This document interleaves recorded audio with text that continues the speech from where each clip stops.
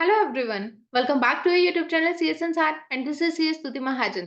तो आज के सेशन में हम डिस्कस करेंगे टीडीएस अंडर सेक्शन 194 ओ। इसकी नई गाइडलाइंस इशू हुई हैं जिसके अंदर के कई सारे क्लैरिफिकेशंस दिए हैं गवर्नमेंट ने हमें, उसको हम इसके अंदर इस सेशन में डिस्कस करने जा रहे हैं। Let's see.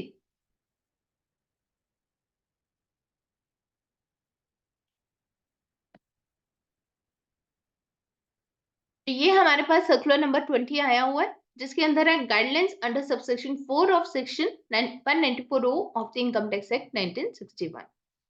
Finance Act 2020 had inserted Section 194O in the Act mandating that an e-commerce operator shall deduct TDS at the rate of 1% of the gross amount of sale of goods or provision of service or both, facilitated through its digital or electronic facility or platform. ठीक है, तो 194O section क्या है कि ई commerce operator कौन से हैं, जैसे कि हमारे फ्लिपकार्ट हो गए, फ्लिपकार्ट, अमेजोन, मिंत्रा। तो ई कॉमर्स ऑपरेटर के थ्रू अगर आप कुछ भी ट्रांजेक्शन करते हो तो उसके अंदर क्या है कि वो सेल ऑफ गुड्स के ऊपर जो क्रॉस अमाउंट है उसका 1% टीडीएस डिडक्ट करेंगे और डिडक्ट करेंगे अंडर सेक्शन 194 ओ। इसी को लेके कई सारी क्वेरीज थी जिसके लिए उन्होंने गाइडलाइंस इशू की हैं, तो कई सारे क्लैरिफिकेशंस हमारे पास इसके थ्रू आएंगे, सर्कुलर से आएंगे। तो सबसे पहले गाइडलाइन जो इसके अंदर इशू हुई है उसको हम डिस्कस करते हैं। Who should deduct tax at source where there are multiple e-commerce operators involved in a transaction? अब इसके अंदर क्या है, अगर तो उसके अंदर एक ही ई-कॉमर्स ऑपरेटर है तो आपको पता है ई-कॉमर्स ऑपरेटर आपका टीडीएस डिडक्ट करेगा at the rate of 1% under section 194 ओ। अब इसके अंदर उन्होंने बोल दिया अगर एक से ज्यादा ई कॉमर्स ऑपरेटर आपके पास आ गए तो कौन सा ई कॉमर्स ऑपरेटर जो है वो टीडीएस को डिडक्ट करेगा। ठीक है, जिसके अंदर उन्होंने एग्जाम्पल के साथ बड़ा ही अच्छा एक्सप्लेन किया है, इसको हम देखते हैं। सिचुएशन 1, एक केस उन्होंने लिया है, इसके अंदर क्या है, एक बायर है एक सेलर है जो ई कॉमर्स प्लेटफॉर्म के ऊपर अपने गुड्स को बाय कर रहा है या सेल कर रहा है। ठीक है, अब एक ई कॉमर्स ऑपरेटर किसका है, बायर साइड का है, एक ई कॉमर्स ऑपरेटर जो है वो सेलर साइड का। ठीक है, तो दो ई कॉमर्स ऑपरेटर हो गए, एक बायर एक सेलर, और दोनों का एक एक ई कॉमर्स ऑपरेटर है। तो इस केस में ई कॉमर्स ऑपरेटर किस ई कॉमर्स ऑपरेटर के ऊपर रिस्पॉन्सिबिलिटी है टीडीएस को डिडक्ट करने की, इसके ऊपर रिस्पॉन्सिबिलिटी होनी चाहिए अल्टीमेटली जिसने पेमेंट कलेक्ट करके सेलर को देनी है। ठीक है, तो कौन सा हुआ, seller side e commerce operator. तो 194 ओ का टीडीएस कौन डिडक्ट करेगा, seller side e commerce operator. इसके अंदर हम देख लेते हैं, in this situation the compliance under section 194 O of the act is to be done by the seller side e commerce operator who finally makes the payment or the deemed payment to the seller for goods sold or services provided. ठीक है, जो seller side e commerce operator है उसकी responsibility है वो TDS deduct करे क्योंकि ultimately उसी ने सेलर को पेमेंट करनी है। अब यही जो क्लैरिटी उन्होंने दी है कि मल्टीपल ई कॉमर्स ऑपरेटर्स की, इसके अंदर एक और ट्रांजेक्शन है, एक और एग्जांपल के अंदर उन्होंने सिचुएशन 2 को भी क्लियर किया है। Where multiple e-commerce operators are involved in a single transaction of sale of goods or provision of services through eco platform or network, and where the seller side eco is the actual seller of the goods or services. ठीक है, इसके अंदर क्या है, एक buyer एक seller, एक e commerce operator है इको 1 देन इको 2। पहले हमने क्या बोला, एक बायर एक सेलर, दोनों का एक एक ई कॉमर्स ऑपरेटर है, तो किसके ऊपर रिस्पॉन्सिबिलिटी है, जो सेलर साइड का ई कॉमर्स ऑपरेटर है। अब इसके अंदर क्या है, एक बायर है एक सेलर है, इन दोनों के बीच में दो ई कॉमर्स ऑपरेटर चल रहे हैं, एक e commerce operator 1 then e commerce operator 2 को दे रहा है और उसने फाइनली पेमेंट जो है वो सेलर को करनी है। तो किसके ऊपर रिस्पॉन्सिबिलिटी 194 ओ का टीडीएस डिडक्ट करने की किसके ऊपर होनी चाहिए, इको 2 के ऊपर। क्यों, क्योंकि जिसने फाइनली पेमेंट करनी है सेलर को। ठीक है, in this situation, the compliance under Section 194 of the Act is to be done by the ECO, which finally makes the payment or the deemed payment to the seller for goods or services sold, which in this case is ECO 2.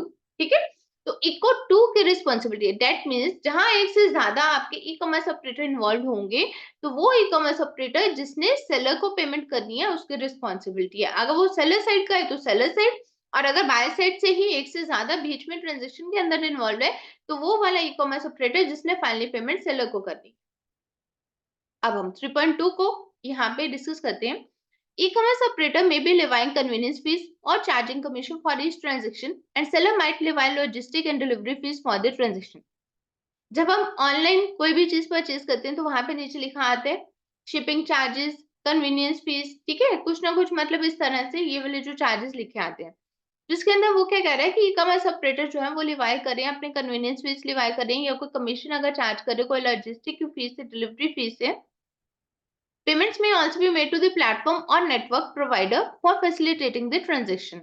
Would this form part of the gross amount for the purpose of TDS under section 194 of the Act?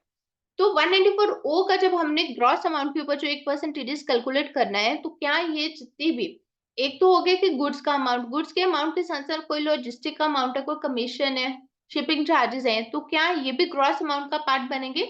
ये सब cost gross amount बोला ना, तो gross amount के अंदर ये सब कुछ आपका ऐड होगा। अब इसका भी उन्होंने हमें एग्जांपल दिया, एग्जांपल से हम लोग चेक करते हैं। इसके अंदर क्या है कि बाय ने गुड्स बाय किए 100 रुपीज के, यहाँ पर जो सेलर है वो गुड्स सेल कर रहा है 100 रुपीज के, उसके अंदर 5 रुपीज उसका हो गया पैकिंग फीस, 10 रुपए हो गए शिपिंग चार्जेस, 3 रुपए हो गए कन्वीनियंस फीस, तो टोटल अमाउंट हो गया ₹118। तो टीडीएस हमारा किसके ऊपर कैलकुलेट होगा? 118 रुपीज के ऊपर। दैट मीन्स जो सेलर सेल कर रहा है, जो गुड्स की वैल्यू है प्लस उसके अंदर कोई पैकिंग फीस है, shipping charges, convenience charges, commission कुछ भी है, उन सबको ऐड करके जो आपका क्रॉस अमाउंट आएगा उसके ऊपर 1% टीडीएस जो है अंडर सेक्शन 194 वो कैलकुलेट होगा।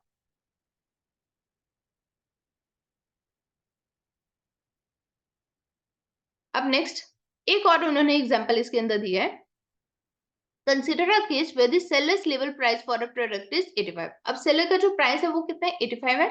और सेलर साइड की जो ई कॉमर्स ऑपरेटर की फीस है that is ₹10 and the buyer side e commerce operator की फीस है डेट इज ₹5। ठीक है, तो टोटल हमारे पास कितने हो गए? 85 प्लस 10 प्लस 5, तो डेट मीन्स टोटल हमारे पास हो गए ₹100।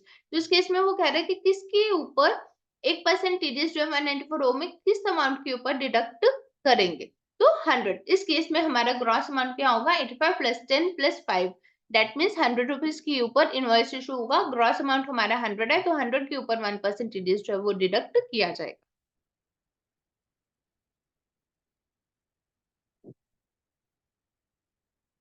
अब नेक्स्ट, अब हमें ये तो क्लियर हो गया कि ग्रॉस अमाउंट के ऊपर टीडीएस डिडक्ट करेंगे, और ग्रॉस अमाउंट के अंदर जो हमारे गुड्स का अमाउंट है प्लस उसके अंदर जो भी पैकिंग फीस है, कन्वीनियंस चार्जेस, कमीशन सब कुछ उसमें ऐड करके उस अमाउंट के ऊपर टीडीएस डिडक्ट करना है। अब एक और क्वेश्चन आया, how will GST, various state levies and taxes other than GST such as VAT, sale tax, excise duty, CST be treated when calculating gross amount of the sales of goods or services or provision of services as per the provision of section 194 of the Act? अब इसके अंदर क्या कह रहा है कि अगर आपने गुड्स के ऊपर कोई जीएसटी लगाई है या कोई स्टेट लेवाई लगाई है, ठीक है, कोई वैट लग रहा है, excise duty, sale tax, CST कुछ भी अगर लग रहा है, तो क्या 194 ओ के टीडीएस को कैलकुलेट करने के लिए ग्रॉस अमाउंट के कैलकुलेशन के लिए टैक्सेस का पार्ट जो है वो बीच में इंक्लूड करेंगे? तो इसका आंसर क्या है, मैं आपको क्लियरली बता दूं, जब भी हम टीडीएस की कैलकुलेशन करते हैं तो उसके अंदर अगर हमारा कोई सेल टैक्स या हमारा कोई जीएसटी है तो वो एडअप नहीं होगा। ठीक है, बट इसके अंदर उन्होंने क्या बोला है, टीडीएस के लिए जब भी हमने कैलकुलेशन करनी है तो वहां पे हमारे पास क्या आता है, at the time of credit or payment whichever is earlier. अगर तो आपने क्रेडिट के टाइम के ऊपर उसका टीडीएस वहां पे डिडक्ट करना है, तो क्रेडिट के टाइम पे डेट मींस उसका प्रॉपर इनवॉइस बन गया, इनवॉइस के अंदर आपके पास गुड्स की वैल्यू आ गई, उसके अंदर जो भी टैक्सेशन आ गया, तो टोटल इनवॉइस बन गया। तो जब आपके पास वहां पे लिखा हुआ आ जाएगा कि ये जीएसटी है, ये गुड्स की वैल्यू, इसके ऊपर ये जीएसटी का कंपोनेंट है, तो जब आप टीडीएस डिडक्ट करेंगे तो गुड्स की वैल्यू के ऊपर करेंगे, जीएसटी के ऊपर नहीं करेंगे। लेकिन अगर अदर केस में आपकी पेमेंट पहले हो रही है, ठीक है, तो पेमेंट के ऊपर अगर आपको टीडीएस डिडक्ट करना है, तो आपको पेमेंट जब आप कर रहे हो तो आपको नहीं पता कि आप पेमेंट में कितना अमाउंट जो है वो गुड्स का है और कितना अमाउंट आपका टैक्स कंपोनेंट का है। तो अगर आपकी पेमेंट पहले हो रही है तो उस केस में आप टोटल अमाउंट के ऊपर टीडीएस जो है वो डिडक्ट करेंगे। ठीक है, at the time of TDS हम कब डिडक्ट करते हैं? At the time of payment or credit whichever is earlier. अगर तो आपने पेमेंट के ऊपर किया तो टोटल अमाउंट के ऊपर आपको टीडीएस डिडक्ट करना है। अगर आपने क्रेडिट के ऊपर किया तो आपके पास इनवॉइस की वैल्यू है, तो इनवॉइस की वैल्यू में से आप जीएसटी या अदर स्टेट लेवाइस को निकाल कर जो अमाउंट आपका बचेगा गुड्स की वैल्यू का, उसके ऊपर आप टीडीएस डिडक्ट करेंगे। तो यहाँ पे उन्होंने बोला भी है, accordingly it is clarified that under section 194 of the act where tax is deducted at the time of credit of amount in the account of seller and the component of GST or various state levies and taxes comprised in the amount payable to the seller is indicated separately, आपने वहां पे लिखा है। तो tax shall be deducted under section 194 of the act on the amount credited without including such GST or various state levies and taxes, ठीक है। तो उसके ऊपर जीएसटी या वेरियस स्टेट लेविस के ऊपर आप टीडीएस डिडक्ट नहीं करोगे। However, if the tax is deducted on payment basis, लेकिन अगर पेमेंट बेसिस के ऊपर आपको टैक्स डिडक्ट करना है because the payment is earlier than the credited, the tax would be deducted on the whole amount as it is not possible to identify that payment with GST, various state levies and taxes component of the amount to be invoiced in future, ठीक है। अगर payment पहले हुई है तो total amount के ऊपर आपका टीडीएस डिडक्ट होगा, और अगर आपने क्रेडिट बेसिस पे किया है तो जो आपकी इनवॉइस की वैल्यू उसके अंदर जितने भी जीएसटी स्टेट लेवल है उसको निकालकर जो आपकी गुड्स की वैल्यू बचती है उसके ऊपर 194 का टीडीएस आप कैलकुलेट करेंगे, डिडक्ट करेंगे, ठीक है। अब नेक्स्ट पॉइंट उन्होंने क्लियर किया, how will the adjustment for purchase return take place. अब परचेज रिटर्न के लिए उन्होंने बोला है, it has been clarified in para 4.3.3 of circular number 13 of 2021, मतलब वो पुराना बता रहे हैं कि वहां पे हमने क्लैरिफाई किया था कि tax must have already been deducted before the purchase return. In that case, the tax deducted may be adjusted against the next purchase against the same seller and no adjustment is required if the purchase return is replaced, ठीक है। अगर तो आपने उसने क्या बोला कि जब आपने परचेज करते हुए जो भी आपने टीडीएस डिडक्ट उसका कर दिया, तो उसने अगर बाद में उसकी परचेज रिटर्न कर दी तो वो जब नेक्स्ट ट्रांजैक्शन होगी उसके अंदर एडजस्ट हो जाएगा। सिमिलरली इट इज नोटेड, जैसे 194 क्यू के अंदर वैसे उसने बोला 194 ओ के अंदर, similarly it is noted that the tax is required to be deducted under section 194 of the act at the time of payment or credit whichever is earlier, thus before purchase return happens the tax must have already been deducted under section 194 of the act on that purchase, ठीक है। इसके अंदर वो क्या कह रहा है कि परचेज के टाइम पे जैसे आपने टीडीएस जो था वो डिडक्ट कर दिया, 194 ओ का आपका टीडीएस डिडक्ट हो गया परचेज के ऊपर, जब आपने उसकी परचेज रिटर्न की तो उसके ऊपर जो भी टैक्स का बेनिफिट था, टीडीएस का कंपोनेंट था, वो जब नेक्स्ट ट्रांजैक्शन होगी उसके अंदर एडजस्ट हो जाएगा। लेकिन अगर वो परचेज रिटर्न की जगह आपकी जो भी गुड्स की रिप्लेसमेंट है तो रिप्लेसमेंट के अंदर कहीं कोई इम्पैक्ट नहीं आएगा, कोई एडजस्टमेंट जो है उसके रिक्वायरमेंट नहीं है। और जो लास्ट चेंज इसके अंदर इन्होंने एक और हमें यहाँ पे क्लियर किया है, last point, how will the discount given by the seller as an e-commerce participant or by any of the multiple e-commerce operators be treated while calculating gross amount, ठीक है। तो बेसिकली इस सारे के अंदर उन्होंने हमें बताया कि ग्रॉस अमाउंट के ऊपर हमने ये तो बोल दिया 1% आपका टीडीएस डिडक्ट होगा। अब पॉइंट ये कि ग्रॉस अमाउंट क्या है, तो वही उन्होंने बताया कि ग्रॉस अमाउंट को कैसे कैलकुलेट किया जाए। अब इसके अंदर उनका क्या पॉइंट है, सेलर डिस्काउंट। सबसे पहले अब क्या हुआ कि सेलर ने एक गुड्स है उसके ऊपर उसका लेबर प्राइस क्या है 100 रुपीज, 10 रुपए का उसने डिस्काउंट दे दिया, तो डेट मीन्स जो सेलर है वो उसकी बिलिंग करेगा 90 रुपीज के ऊपर। तो इस केस में ग्रॉस अमाउंट आपका क्या रहेगा 90 रुपीज और टीडीएस आपका डिडक्ट होगा 90 रुपीज के ऊपर। अब सेकेंड केस क्या है, बायर इको और सेलर इको डिस्काउंट। अब इस केस में क्या कर रहे हैं, जो सेलर है वो नहीं बल्कि सेलर का जो ई कॉमर्स ऑपरेटर है वो डिस्काउंट आपको दे रहा है। इस केस में सेम एग्जांपल में जैसे सेलर ने क्या किया, गुड्स को लेबल किया 100 रुपीज का, अब जो उसका सेलर का ई कॉमर्स ऑपरेटर है वो 10 रुपए का डिस्काउंट दे रहा है, ठीक है। लेकिन सेलर इस केस में बिलिंग आपको कितने की इनवॉइस रेज करेगा 100 रुपीज की, तो दैट मीन्स आपका टीडीएस केस 2 में किसके ऊपर डिडक्ट होगा 100 रुपीज के ऊपर, क्योंकि आपका ग्रॉस अमाउंट है 100 रुपीज। उसके अंदर उन्होंने यही क्लैरिफाई किया है कि 194 ओ आ गया कि 194 ओ के अंदर क्या है कि 1% टीडीएस हमने डिडक्ट करना ऑन द ग्रॉस अमाउंट, ठीक है।